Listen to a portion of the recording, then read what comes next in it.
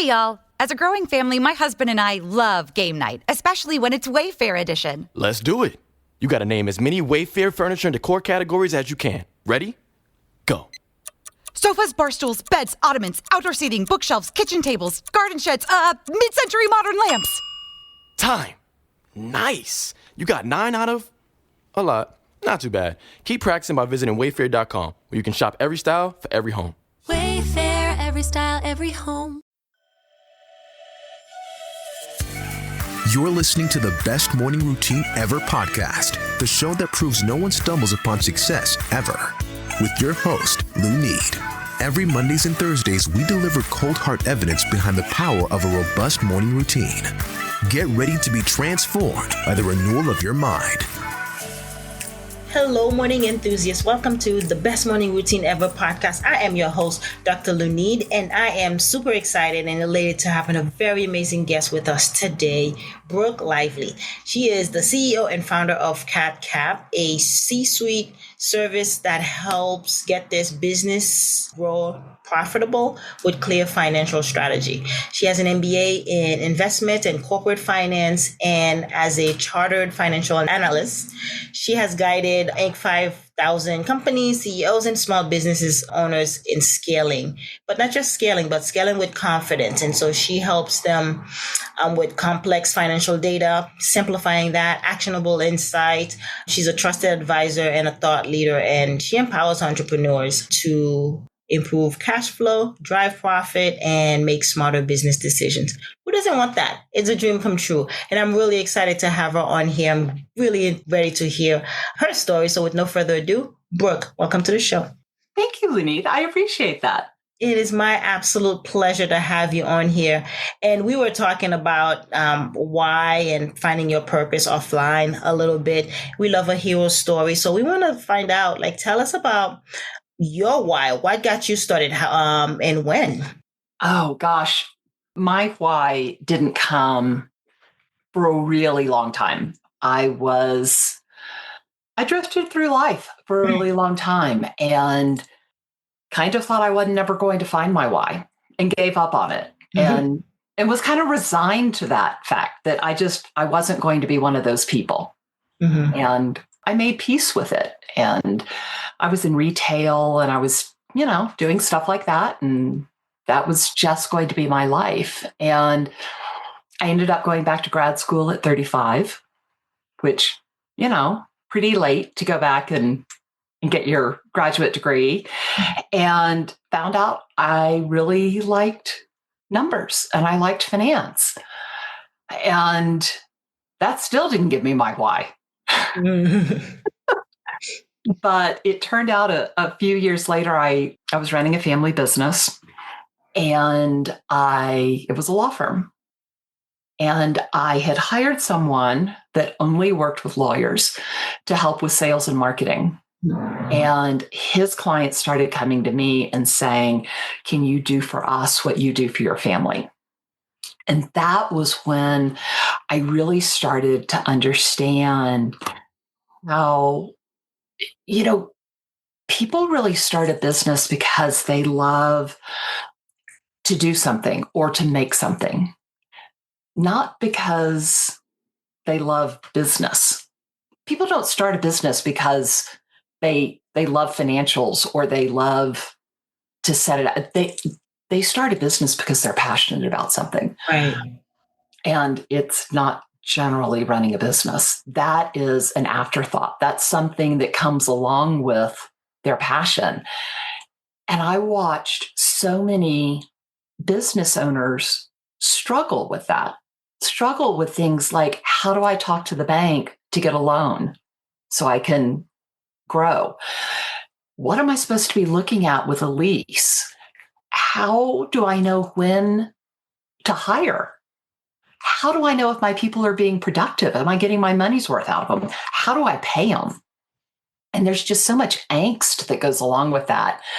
And I thought, it's not that hard. It doesn't have to be so hard. And, when you think about the U.S. economy, the vast majority of the U.S. economy is small businesses. And who gets that strategic financial advice? Is it the backbone of the US economy? Or is it Exxon and Apple and Microsoft? The bigger ones. It's the big ones. So why are we denying the vast majority of the American economy the benefit of that strategic financial advice? They don't have to suffer. And so I found my why at about 40. And that must have been thrilling because I mentioned earlier, like people spend half their lifetime trying to find that and it doesn't come to them. And so for you, it must have been like that big aha moment. And now you absolutely love what you do. I love what I do. And, you're right. I am actually traveling right now. I'm traveling with my mother. And she looks at me, she's like, you work all the time. I don't think you even realize how much you work. And she's probably right that when you're passionate about it, when you really believe in what you're doing, it doesn't feel like you're working that much. Right. And I can sit in here at my computer for a long time and do these things because I'm making an impact. I'm changing people's lives and I'm making them better. And I love that. So, it feels like no time at all has passed. Yeah. You do what you love and you don't work a day in your life. I think is how the quote goes. And so you're embodying that. You're living testimony of that.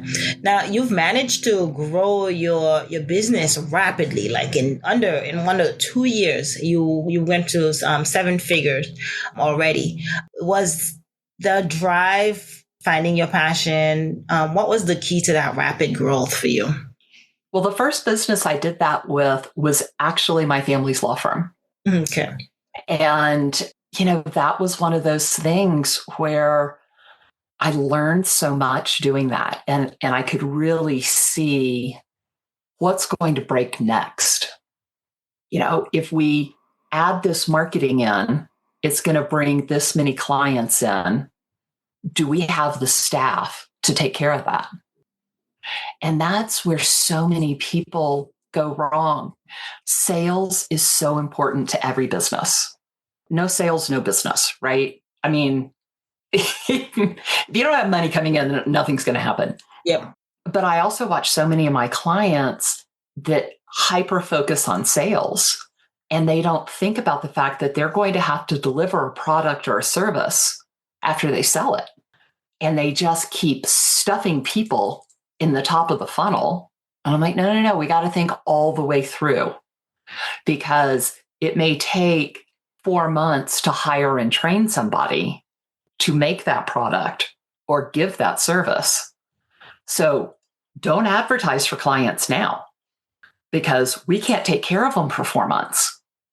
And so that's what I love about what I do. And the strategy is really looking to see what's going to break next? Where is our weak point? And, so when I'm scaling a business, it's really looking out and seeing what are the different levers that I can pull and what's the best order in which to pull them. Yeah, I like that you say what is going to break next. And a lot of times entrepreneurs are oblivious to the fact that it's what is it? It's internal or it's in-house. It's having the human capital to fulfill those orders once they come in. Because as you alluded to earlier, we don't like the numbers. They don't like the numbers, right? They don't follow that stuff and don't know how to work it. What do you call it? The financial literacy. Let's talk about that. Why is that a blind spot for a lot of entrepreneurs? You alluded a little bit to it about that. They come in for the passion. They want to make the impact, but it's such a huge deal. Is a big deal. And I think part of it is, let's face it, we don't want to look at our numbers.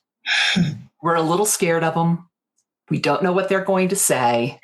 Yeah. And I got to tell you, about 85 or 90% of the time, they're not as bad as we think they're going to be. We're really scared they're going to tell us something that we don't want to hear. But here's the thing. Even if they're worse than you think, at least you know where you are.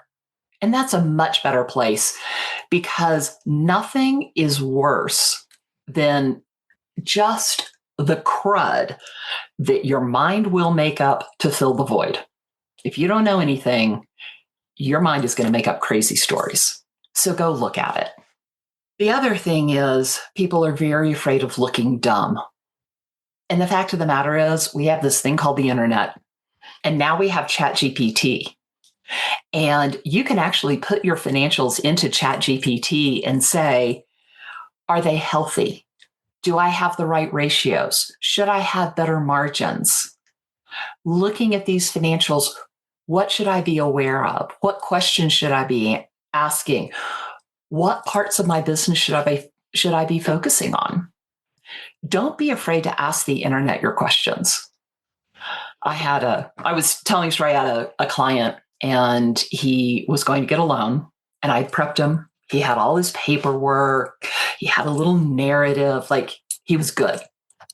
So he goes to the meeting and he comes back and he calls me and he's like, I'm never going to get the loan.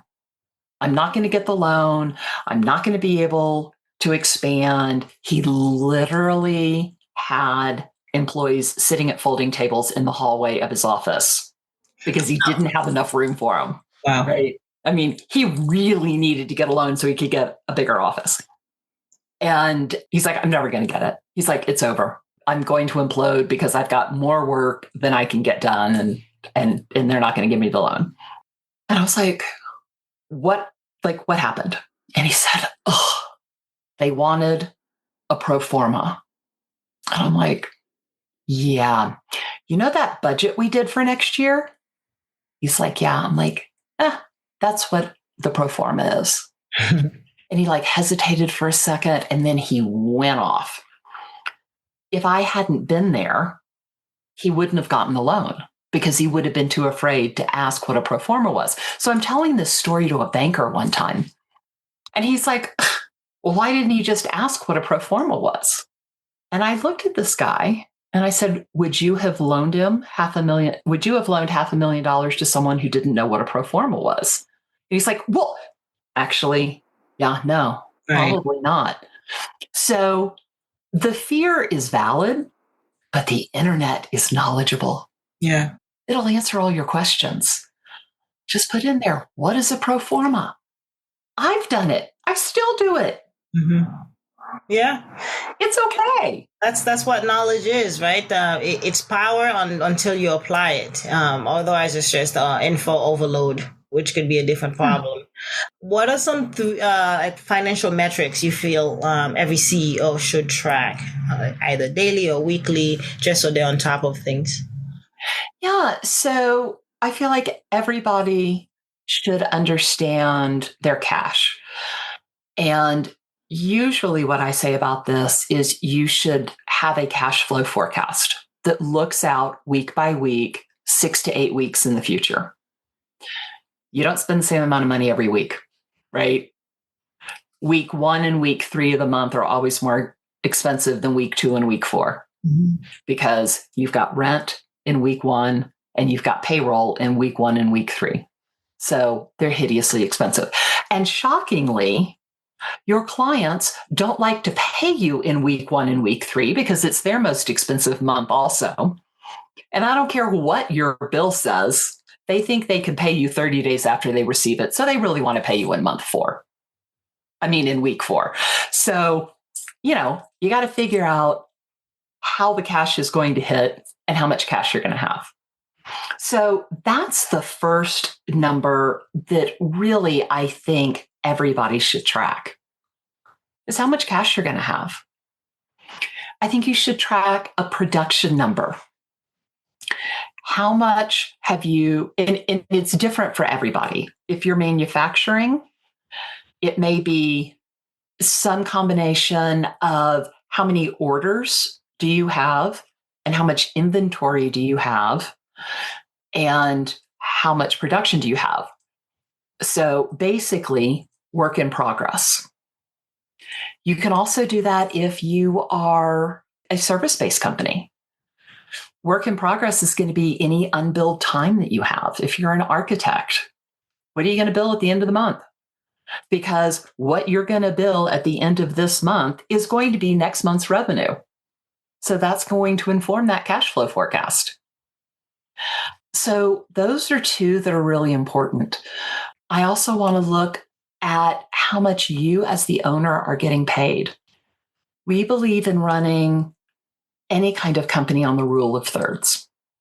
So 1/3 of not your top line revenue, but that revenue number that comes after cost of goods sold. So 1/3 of that number should be going to pay the people doing the work. 1/3 should go to overhead, which includes marketing.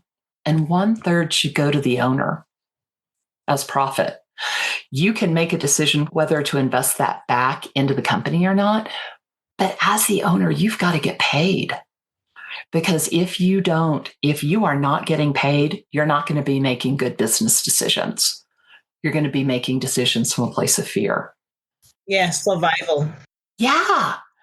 And I've seen this, who's the guy that wrote, now I'm not going to be able to remember the name of any of his books. Mike Michalowicz has a great phrase that he talks about, entrepreneurial poverty.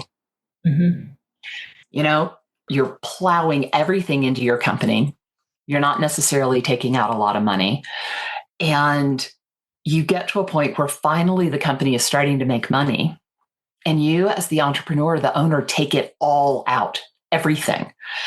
And my CFOs used to be really shocked, annoyed, frankly, ticked off at their clients who would do this. And they're like, why? When they're finally making money, when they finally have money to really invest back in the company, are they taking it out? I'm like, entrepreneurial poverty. They haven't made any money really in so long. They have deprived themselves. They've got pent up demand. They haven't been on vacation. Their car is falling apart because they haven't bought a new car. They want new clothes. Please, can I just buy some new clothes? So every penny they can pull out, they pull out and spend. The problem is that stops the company growth, which puts them back into that loop again of not having any money. So we want to make sure that you're getting paid, even if it means your growth is a little slower. It's just one of those things that makes us a responsible business owner. Yeah, it one of the things to track and to be on top of, and that makes sense because you want longevity. You're in it for the longevity, and if you're running yourself to the ground or running yourself broke, then it's hard to sustain. It's hard to, like you said, I like the way you put it, to make good decisions if you're coming from a place of depletion. Yes. Yeah. I mean, fear-based decisions are never going to be our best decisions. Yeah. What strategies do you recommend to move a business from that fear base or from that survival to truly growth or profitable? Well, one of the other things I think you should look at is when you're looking at your marketing and sales is, what's the ROI on my marketing? What kind of return on investment am I getting? Whether you're doing what I call shoe leather marketing, which is where it's you out there pounding the pavement, talking to people, or whether it is doing pay-per-click and retargeting and all on the internet, are you getting a good return on that? How much time or resources, let's just say resources, how much resources does it take to get a sales call? How many sales calls do you have to get a client? That's what's really important, because if it takes you, and I'm totally making this up, 172 hours of networking to get one client worth $30, that's not worth it. Right. But don't do that. If it takes you 30 minutes of networking to get 150, then yeah, I'm going to send you out to do 30 minutes of networking as often as you can to get 150 clients. That's a great use of your time. So really watch that and pay attention. Yeah, well put. Let's talk about, how you get up, dress up, and show up, and how you being able to make sure you're coming from a place of fullness so that you can help the clients that you do. What's your morning routine like? My morning starts really slowly, and then it does get a little more panicky towards the end. That I wake up naturally every morning. And the first thing I do is I make myself tea. So I have a little setup upstairs, and I've got a tea kettle, and I boil the water, and I make tea in a 200-year-old teapot. And then I get back in bed with my tea and my china cup and my 200-year-old teapot. And I turn on the TV, and I have the Today Show going. But really what I do is I triage my email and I read the newspaper online. And I actually read a British newspaper. I don't read a US newspaper because the US media is a little polarizing. So I go read a more balanced newspaper where the world isn't ending quite so much. And I do that so that I know exactly what I have to do when I get to the office. I think there's a great expression, eat the frog first. So what's the frog that I have to eat? What is the first thing I'm going to do when I get into the office? What emails can I respond to sitting in bed before I get up? Because when I do get to the office, it's 1,000 miles an hour the minute I walk through the door. So anything that I can triage, anything that I can do beforehand sets me up for a much more productive morning in the office. Yeah, it's a win because then once you get in the office, your time is no longer yours. Right. So, I sit there, I drink my tea, I read the paper, I watch the Today Show, I respond to all the emails. I pretty much will clear out my email box. I am kind of neurotic about my email box. There are never more than 50 emails in my email box. I do not leave the office at the end of the day until every single one is read. I do not go back into the office in the morning until every single one is read. And, I've usually dealt with almost all the emails by the time I get back into the office. So there's nothing sitting there. The downside of my morning routine is that I'll sit there doing all of that for so long that I generally look at my watch and I'm like, oh my gosh, I got to get in the shower. So I do usually kind of squeal into the office on 2 tires right before my first meeting. 2 tires. Yeah. Yeah. Thank you for sharing that. And email's a big thing. It's not just as an entrepreneur, but even work. You're just so bombarded by emails. That's the mode of communication these days. What are your tips on how to manage? You shared some pretty good ones on making sure that you don't leave it to get too big, to of a number, but it's everyone's problem right now, actually. So let's talk about that. It is. I am very protective of my email. I'm very disciplined about it. And I have 3 email addresses. I have what I call my junk email address. Yes, I still have a Hotmail account. Yeah. I have a personal email address and I have a business address. And if I have to put in my name and email address for any reason to get something, it's that Hotmail email address.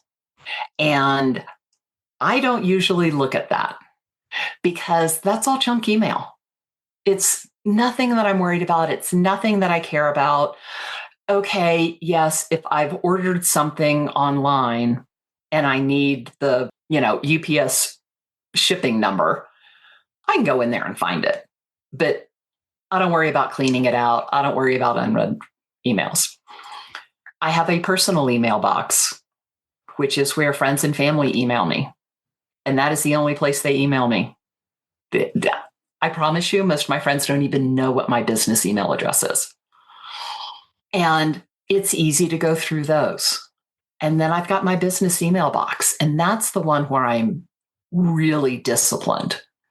Any email that's left in my email box is a to-do. That is a tickler or a reminder of something that I have to get done. And I read them all before I leave the office every day. There are no unread emails. So right now I have 33 emails in my email box. 1 is unread. And, I get rid of them as fast as I can. I go in, I get the tasks done, and I delete it. I am very big in my company about don't CC everybody. If I don't need to weigh in on the decision, why do I need to be on the email? And I think that a lot of people kind of do that CYA, CC. Don't do that. That's just mean. Yeah, it really is clutter if you think about it, and your environment usually depict how organized you are mentally and how easily you are able to process information. So emails have become a clutter. It's almost like having a desk with a lot of sticky notes on it and not knowing the end or the beginning of it. And so I'm with you with cleaning the inbox because it does help you focus more and clarity. And people know how disciplined I am about my email. So they don't just randomly email me. They email me when there is an occasion, when there is a decision, when there is a piece of information that I need. Yeah, that's as it should be, especially running a company. Tell us, where can we find you? Where can we connect with you? The best way is, well, I can't believe I'm going to give you my email address. Use it prudently. My email is brooke@cathcap.com. So Brooke has an E on the end of it. And CathCap is CathCap.com. And you can learn more about our company at cathcap.com. Fantastic. Brooke, thank you so much for coming on and sharing with us today. Oh, thank you for having me. I really appreciate it. Such a pleasure. All right, morning enthusiasts, that's it for today's show. Thank you for tuning in. If you love the Best Morning Routine Ever podcast, we'd love to hear from you. So go ahead and subscribe, rate, and give a review on iTunes or Google Play. While you're at it, tell a friend about the show. Be sure to visit bestmorningroutineever.com and our Facebook group to join the conversation, access the show notes, and discover our fantastic free bonus content. Until next time,